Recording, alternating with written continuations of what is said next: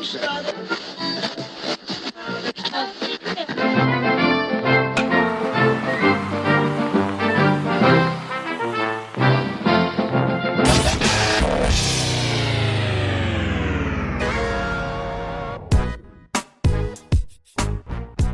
right, welcome back to another episode of Sean Let's Do Baseball. I'm Sean. And I'm Eds. And we're doing some baseball history. That's right, we're a bi-weekly baseball history podcast where the story catcher doesn't know what the story pitcher is out on the mound throwing them. And at this point, that's just whack. That's just whack. Yeah, we've said it before and we'll say it again that it makes no sense, but we're stubborn in our ways and we are not changing it now. So absolutely not. It's been like almost 130 starts and never told the catcher what's going on. Edsy, where can people find us on the internet? People can find us on the internet, some sort of social media at Doing Baseball or at Doing.Baseball. If you find if you find that you want to use one of those two handles, I'm sure you will find us somewhere. That's right. And you should find some Two-Loons, our favorite beverage here on Sean Let's Do Baseball. Check out Two-Loons at toloonsbrewing.com. Check out their Instagram. Looks like they're brewing up some new wonderful beers, maybe some Belgian beers by the sounds of it. That sounds good. But they got an IPA lager available at the LCBO and maybe your local watering hole. So go drink some Two-Loons. And of course, please be of legal drinking age and of course enjoy responsibly, Sean. I know. Wow. That was fantastic. And I am the catcher today. You're the catcher among many catchers today, and all of the catchers. We should thank them for listening at Apple Podcasts, Spotify, Podbean, whatever platform you're listening to. And if you're on one of those, if you could please give us a rating or a review, or if you find us on social media, give us a story suggestion or something like that. That'd be great. It helps the podcast, and of course, once again, thanks for listening.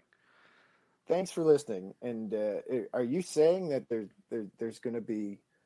Is this about a catcher? No. There's just all of our listeners are catchers, Sean.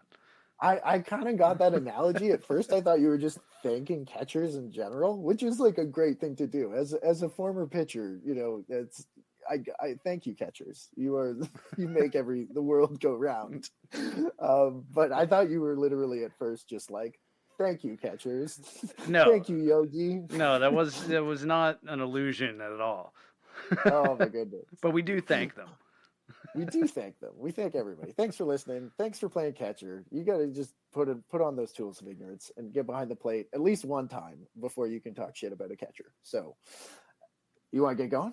I guess we'll get going here. This story, I'll just kind of give you a warning that this story is going to start out, sort of on the positive side.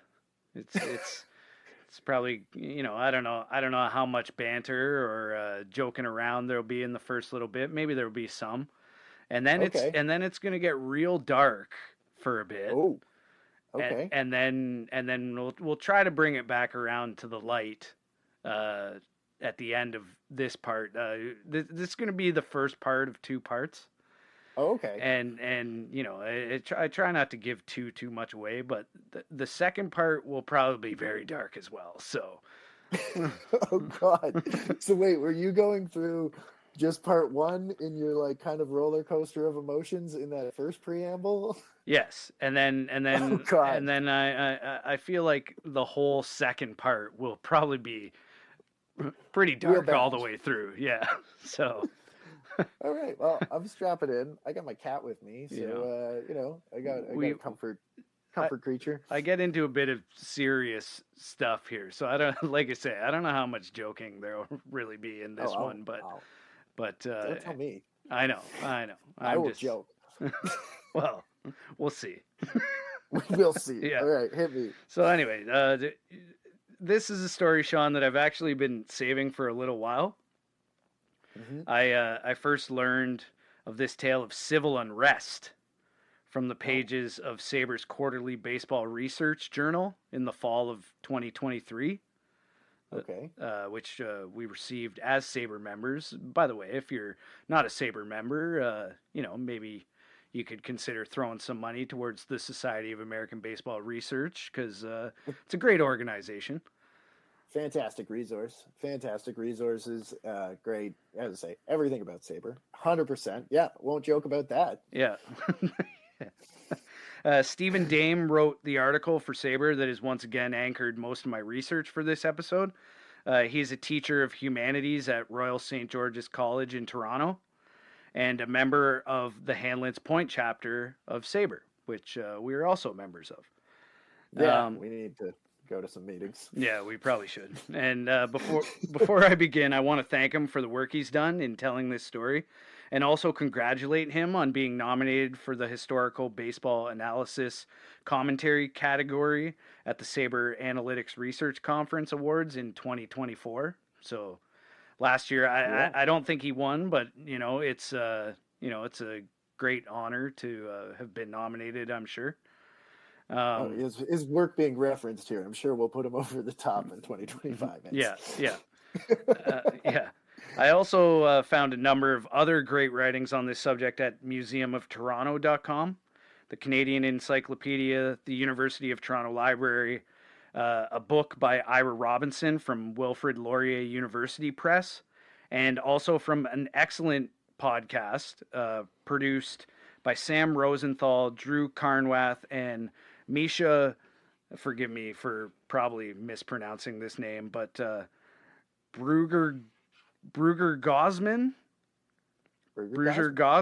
for the Hog Town Experience, which it's a great podcast. It's in 4 parts, and it dramatizes this whole event. That is wild. Yeah. Okay, so we're coming from Toronto. You're doing sources first, which is different. I get it. Yeah, yeah. I usually like to throw my sources out there first, because they're much more thorough than the actual story that I'm telling here. But Dame's piece was the primary source for me, and it's very thorough, but I'm basically like paraphrasing his timeline for this event. But anyway, I'm going to start by quoting from Dame's piece. Quote, "Toronto's worst incident of civil unrest happened in one of the most storied ballparks. It was a race riot. It was a lawless free-for-all. It was a surge that menaced the innocent.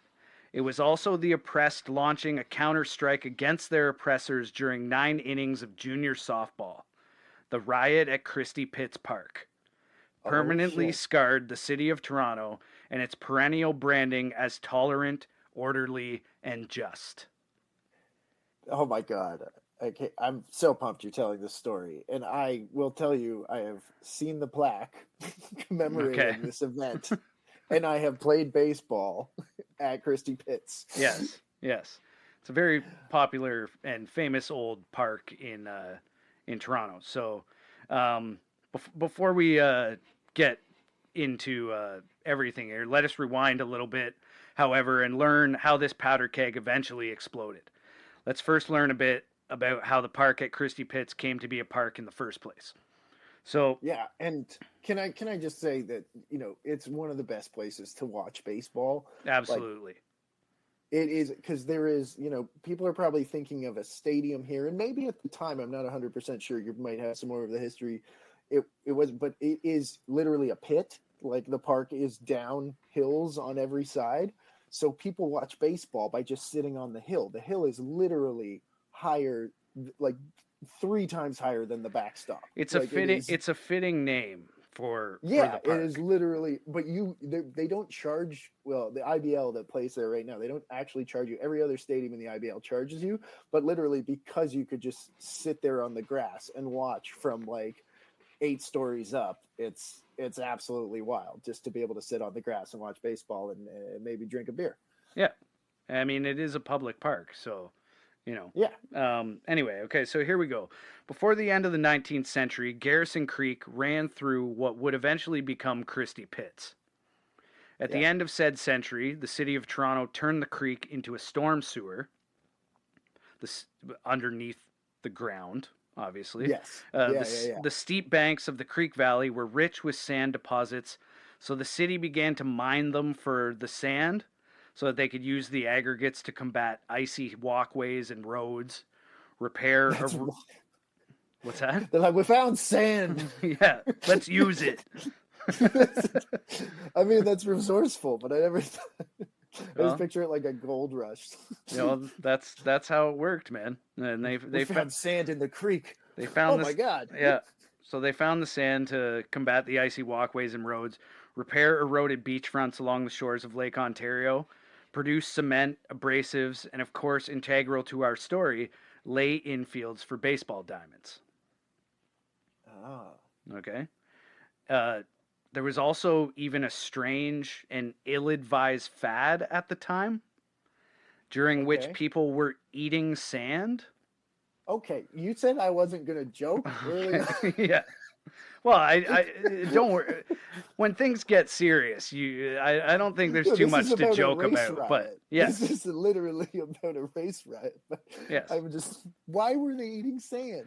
Apparently to clean out their stomachs and toughen their skin. This is medicine in the 19th century, people.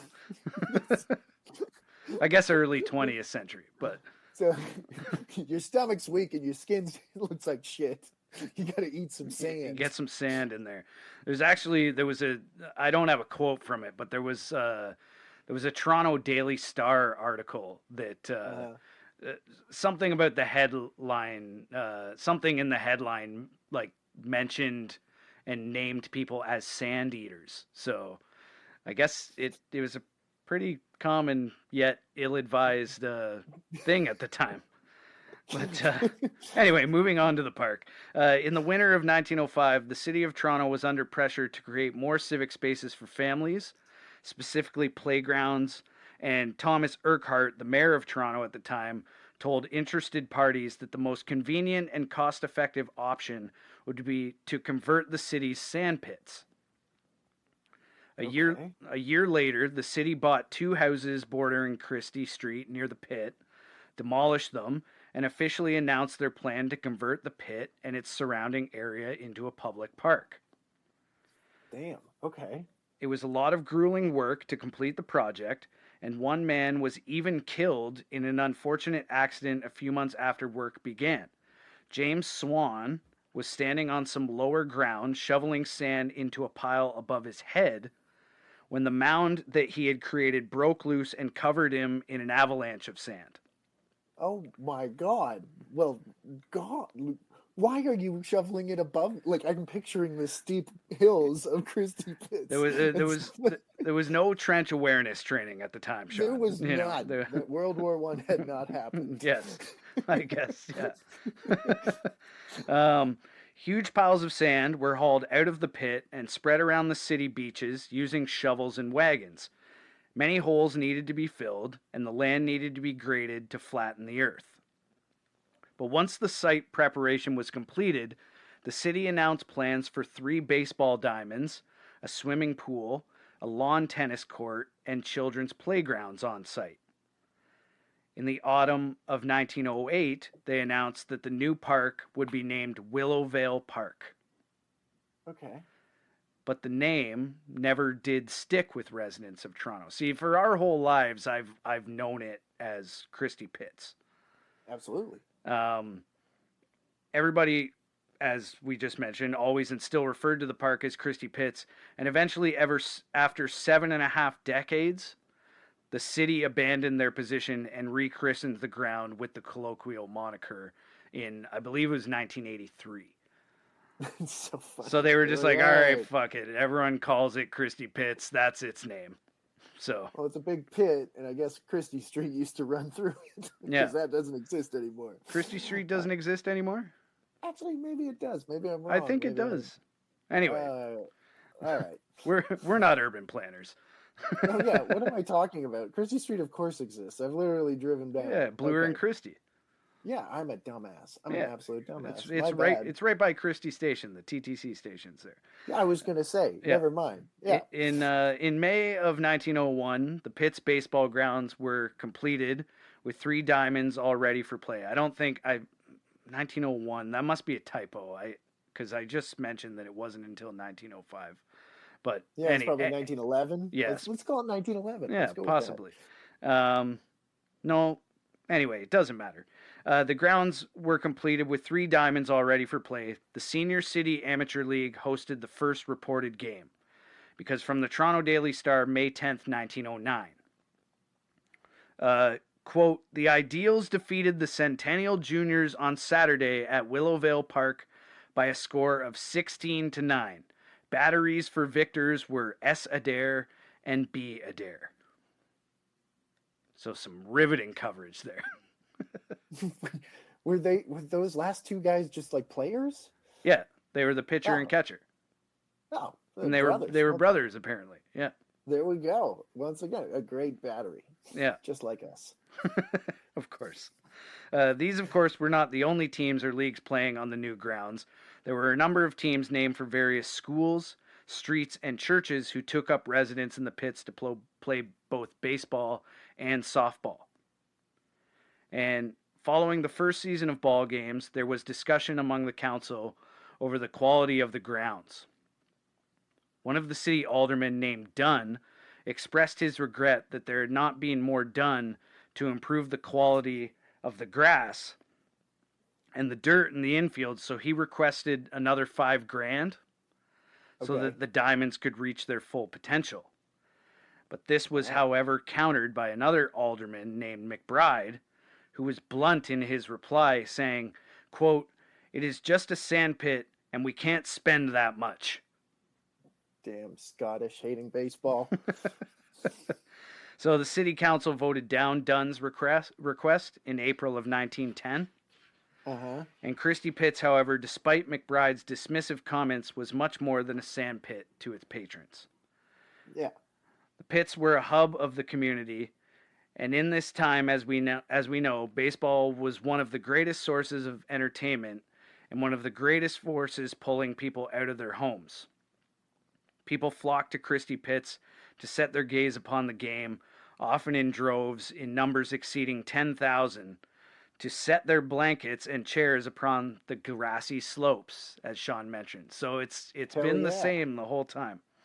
That's wild. Yeah. For like 120 years now, people have been going there and chilling on the slopes, like literally one of the best views of the city as well. Like it is, it's gorgeous. I'm sure we'll have one in with this episode. Yeah.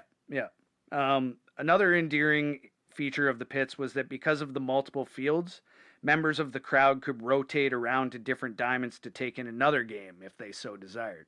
So there's a main field that's in the corner of the pit. And yes, you know this, but I'm telling the listeners that there's a main pit in the corner, or main field in the corner of the pit. I'll get this right eventually.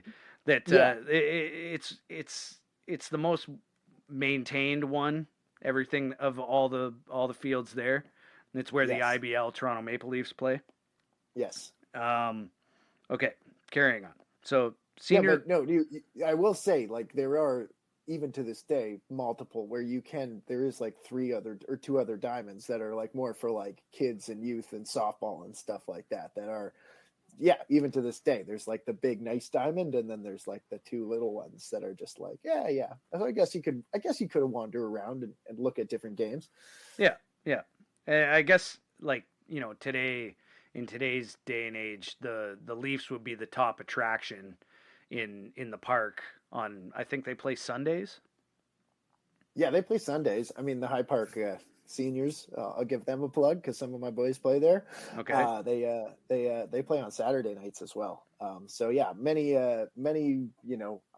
upper tier elite or like senior baseball leagues. A lot of guys that are coming home for the summertime, maybe from NCAA programs that are getting to play. And freaking what's his name for the Hamilton team this year? They have Fernando Rodney playing in this league at 42. It's absolutely wild. Yeah, it's a wild league, man. Some of the players that find their destinations in there are certainly interesting. I remember when Paul Spoljaric was a big name in the league.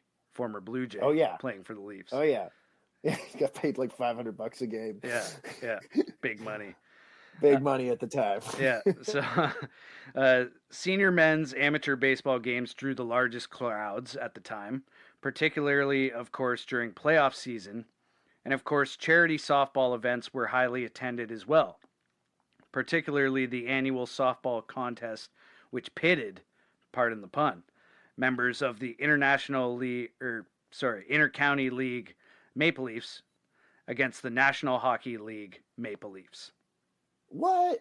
That's a wild one. And I know I corrected myself there saying Intercounty League, but I should correct myself again and say that I mean the International League because Boston's AAA squad was in Toronto at the time. Yeah, the IBL. Yeah. Not the IBL. No, yeah, no. The International League. Just the IL. Yes. Just the IL. Yes. I don't know why. Yeah. All right. We've very much confused everybody. But it was the International League against the literal Toronto Maple Leafs. Yes, the Hockey Leafs. There were at least 21 softball associations by the end of the 1920s that were recognized by the Toronto Amateur Softball Association, hereforth known as the TASA. The association collected fees, rented and allotted local diamonds, and ensured that the softball organizations remained amateur. No pros. Yeah, no pros. These different groups all had their own separate jurisdictions in the city. There were the Olympic, Intercounty, Danforth, and Eglinton leagues, along with the Exhibition League and the Beaches League.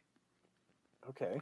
The 3 TASA members operating out of Christie Pits were known as the Playgrounds League, the Churches League, and the Western City Leagues.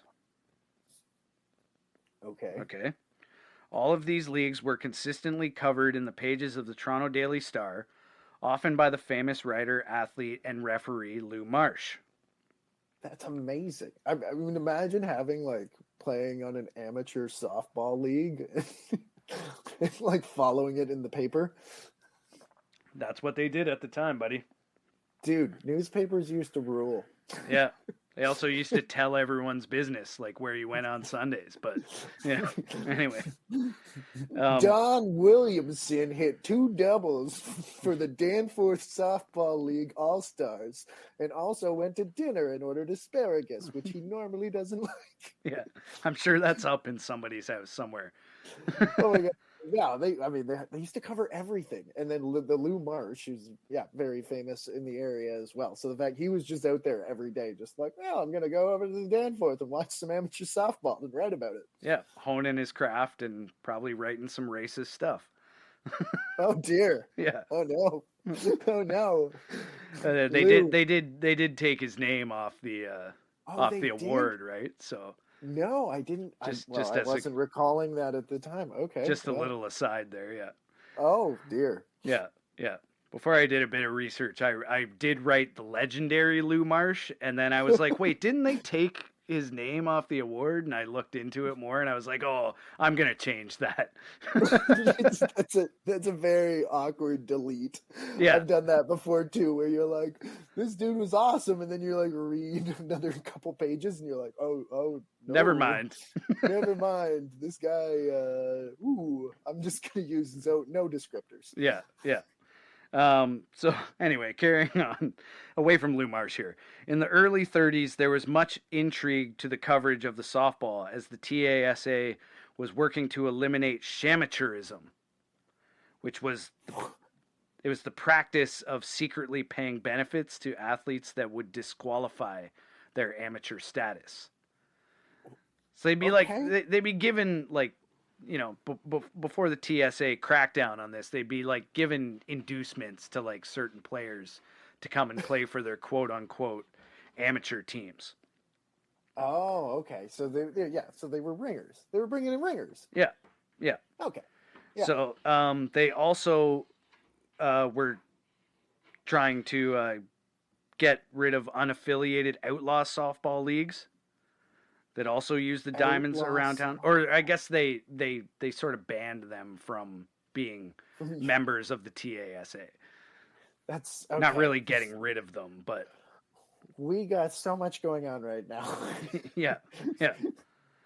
Outlaw softball is absolutely something I did not expect at the beginning of this episode. Well, here it is. These were not the only simmering conflicts found around the city. Some were much more serious and were about to come to a head. We're about to get serious here. During the spring of 1933, Wooden could sense that things were close to boiling over. And again, directly from Dame's Sabre article and the Daily Star's coverage of the local softball scores, quote, mixed in among the box scores listed alongside softball teams called the Native Sons, Businessmen, Aces, Oaks, Lakesides, and Zion Benevolent was a team in the TASA St. Clair League that had named themselves the Swastikas. Oh, I thought Native Sons was going to be the issue, to tell you the truth, at the beginning of that. No. I thought that sounded weirdly like racistly nationalistic, but now the swastikas, they're yep, okay. Yeah, that takes the crown. Okay. So and at the time, we're talking 1933 at the time? Yes. Okay. Yes. Sounds like your cat's trying to carve through the drywall. She is. She's trying to get in here. I'm gonna let her in. Hopefully, she doesn't meow too much here. But anyway, Tweek's now a guest on the podcast. Welcome to the podcast, Tweek. There you go. Tweek's here. Tweek's here to learn about the Swastikas, a softball team in Toronto in 1933. That's right. So now we're gonna talk about the rise of.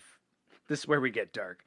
We're going to talk about the rise of anti-Semitism in Toronto. Yeah, sounds like it. Yeah. So as the 1800s turned to the 1900s, the estimated Jewish population of Canada was, as I said, estimated to be 16,400. Okay. A small number because, as it was in most colonial nations, the immigration policies had been not just economically selective, but also selective ethnically, and employed an unofficial order of preference in which, sadly, black and Jewish people were relegated to the bottom. Yep. Sounds like Canada. Yeah.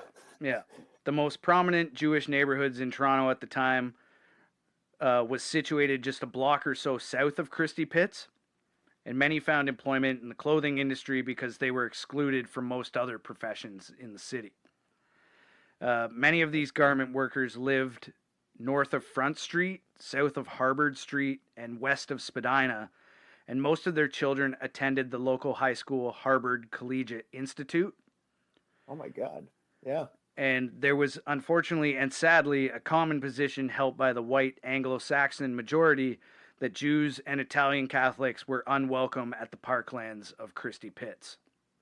Jews and Italians? I mean, first of all, like, okay, that's just some wild Toronto history there, because when I think about, kind of south of Christie Pits, I think about Little Italy. So I guess that makes sense that if they were both being discriminated against, they probably lived in the same areas. Yes. Yeah. Okay. Wild. Yeah. So there were many anti-Semitic conspiracy theories and stereotypes affecting the Western world after the First World War, and signs saying "No Jews allowed" and "Gentiles only" were all too often seen hanging in the windows of many establishments. Toronto was no different. Ontario had practices known as restrictive covenants in place, which could prevent the sale of houses and property to anyone who was not Christian. Okay. Yeah. Eventually, didn't teach that one in school. No. They usually paint ourselves with a nicer brush.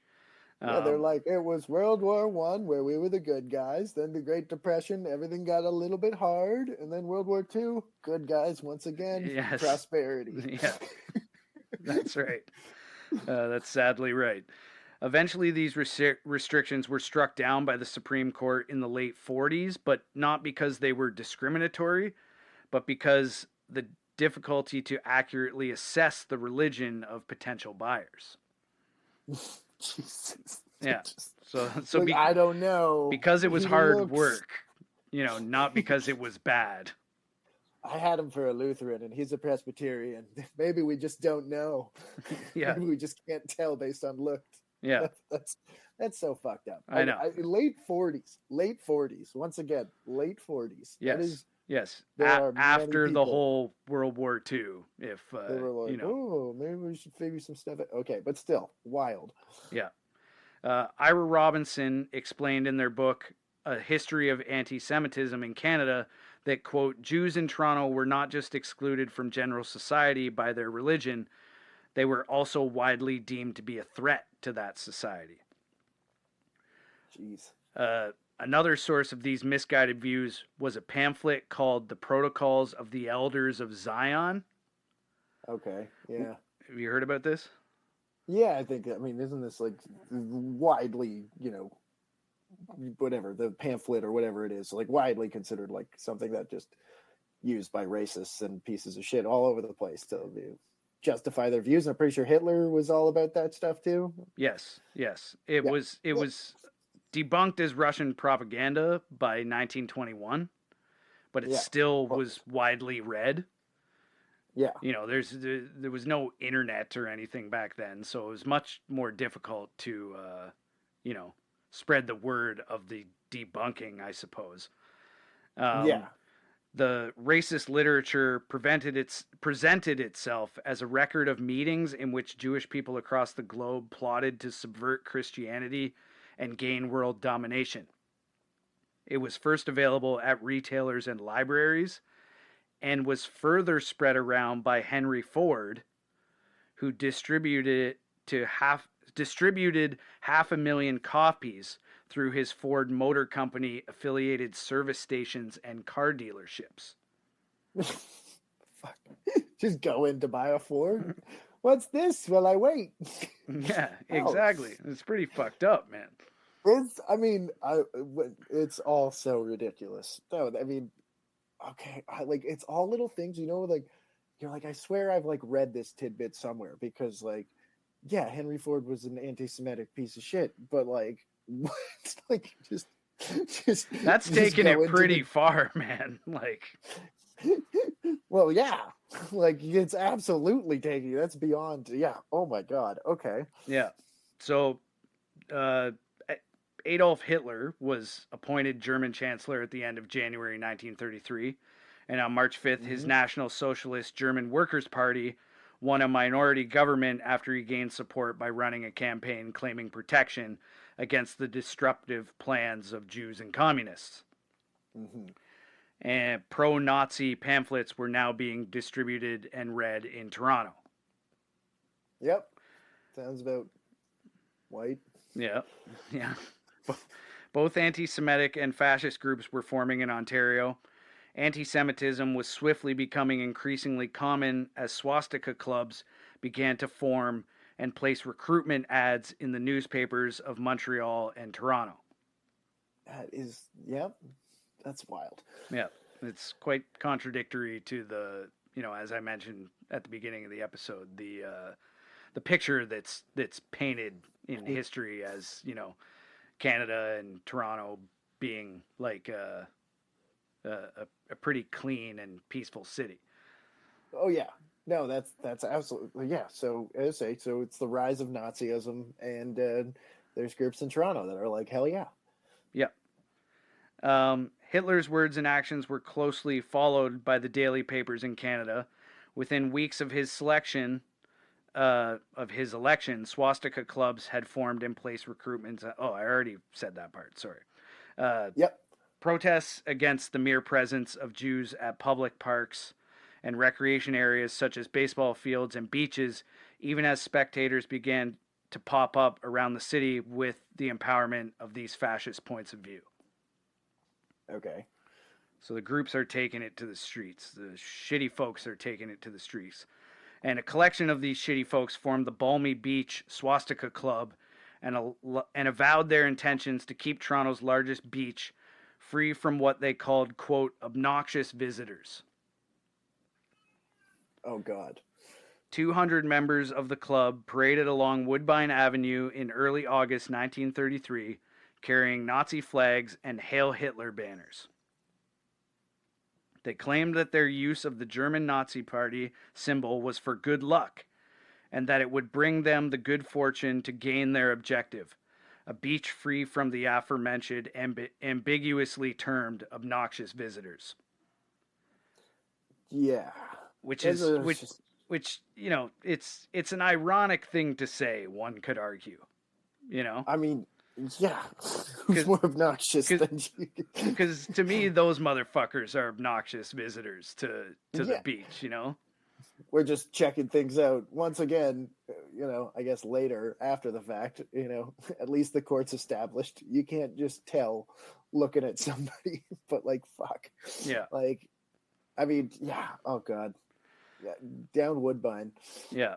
The Toronto Star wrote that the Nazi punks sang as they marched on, quote, "Oh, give me a home where the Gentiles may roam, where the Jews are not rampant all day, where seldom is heard a lone Yiddish word, and the Gentiles are free all the day." Okay. I wasn't going to sing it. No, oh god, no. No. Oh god. And like, to be clear, Toronto at this time, at least the history I know of the city, was like an extremely like Protestant Irish, like just like English, like there was, it's just fucked up that like people at the time just like had the like even now obviously, but anyways, it's just wild. It's just like, who do you think is like, why? I don't know. It's just like the conspiracy theory is just like baffling considering how much power like Irish Protestants had in Toronto at the time. Yes. Yeah. Despite the rampant anti-Semitism, there were thankfully a few public voices who had the moral sense to condemn the growing swastika clubs. Jewish alderman and future mayor Nathan Phillips was the most vocal. There you go. He said in the Daily Star, quote, "The whole principle is all wrong. I don't think it will gain any prominence in an enlightened city like Toronto. This sort of rot simply won't go." Okay. Good for him. Yeah. Named a square after him. Yeah, the city hall square. Yeah. So far, so good. Yeah, you're not going to take that one back, right? No, I'm not taking that. I'm not taking that one back. No. Residents also formed groups resistant to the Nazis. One such brave soul was Al Kaufman from nearby Kew Gardens, who formed a, quote, uptown gang to counter the swastikas. He and a collection of other Jewish youths marched along the boardwalk at the beach looking for members of swastika clubs. Although they couldn't find any, he was also quoted in the Star saying, quote, "If there had been trouble, I think we could have taken care of ourselves." Okay, so now we've gotten to the point where there's like Nazi gangs and, anti-Nazi gangs just like roaming the boardwalks of the beaches trying to fight each other. Yes. And the paper's there to cover it, of course. That's right. Lou Marsh is there. I was taken in a baseball game. Noticed some racist stuff. What can I do? Yeah. On August 2nd, 1933, among other columns that day, the Daily Star ran a story with the headline, quote, "Feeling Tense," explaining that an organized fascist movement had been cooking for a while now. Quote, "A real attempt at organizing a fascist movement aimed against the Jews has been in progress. An evil that had been bubbling quietly in the kettle was now whistling loudly out in the open air." So that's the serious stuff. And now that's very serious. Now we're going to get back to baseball briefly as we kind of wind down here a little bit. As I say, let's lighten things up again here for a little bit and get back to the baseball. As mentioned before, there were a few leagues that shared the grounds of Christie Pits. The Playgrounds League, the Church League, and the Western City League. At the corner of Bathurst and Bloor since 1907, St. Peter's Catholic Church had stood. It was just 6 blocks east from the pits and was renovated and expanded in 1925 as the Catholic population in the area grew. Today it stands across the street from the TTC's Bathurst subway station. So our buddy lived like 2 doors down from this church that had a team that was like directly, oh wow, not that they were anti-Semitic or anything like that, but they were like directly involved in one of the games that, all this civil unrest erupted at. That's wild. Which is, interesting that we spent so much time there and right next to it and had no idea, or I had no idea anyway. Well, absolutely. But anyway, carrying on with the story. Since the TASA affiliated church league began play at Christie Pits, the youth and young adult ministries had been fielding softball teams in the league, and by the time the 30s had begun, the St. Peter's had developed a reputation for blistering speed on the diamond. Similar to the Cardinals of the 80s, who employed the now famous whitey ball style, the St. Peter's teams played a small ball style of softball, winning games, according to the Toronto Daily Star, quote, by virtue of their snappy style, and earned themselves the nickname the Galloping Ghosts. Love it. Father, the Son, and the Holy Galloping Ghosts. There you go. Their church league junior division team was also gaining a great defensive reputation in 1933 and often gave up 3 runs or fewer on the scoreboard under the tutelage of manager William Carroll. They would cap the regular season that year with an 11-1 beatdown of the Westmoreland Club. St. Peter's was the class of the league and advanced through a series of playdown games, and by mid-August they had earned the crown as official TASA Church League champions and looked ahead on the schedule towards a matchup against the eventual champions of the Playgrounds League, with whom they shared the Christie Pits. Okay. So it's like a World Series of Toronto amateur softball. Kind of, yeah. The Playgrounds League Championship came down to a best-of-3 series between teams representing the North Toronto High Schools and the aforementioned Harvard Collegiate Institute.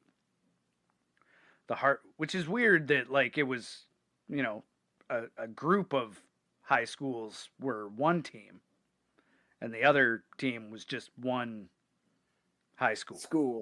But well, as you mentioned, it was where all the Italian and Jewish people went. So. I guess yeah. For the time, that makes sense, I guess. Yeah, it is interesting though. Maybe the other schools were just smaller though, so they had to come together to have a team. Possibly. The Harvard School first opened in 1892 and was a large and imposing structure of Jacobean revivalist architecture with a student body that was estimated to be about 90% Jewish. And it stands just 3 blocks south of Christie Pits. Mm-hmm. They were likely favored to win. They had a free hitting style that produced a fair bit of scoring.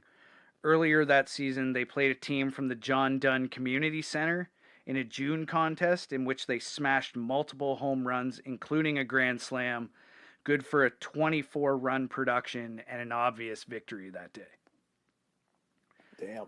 In the championship series, coach Bob Mackey and pitcher Sammy Brooks, who twirled the ball sensationally, according to the Daily Star, led their Harvard lads to a convincing 5-0 victory in the second game of the series, sweeping the North Toronto High School squad away.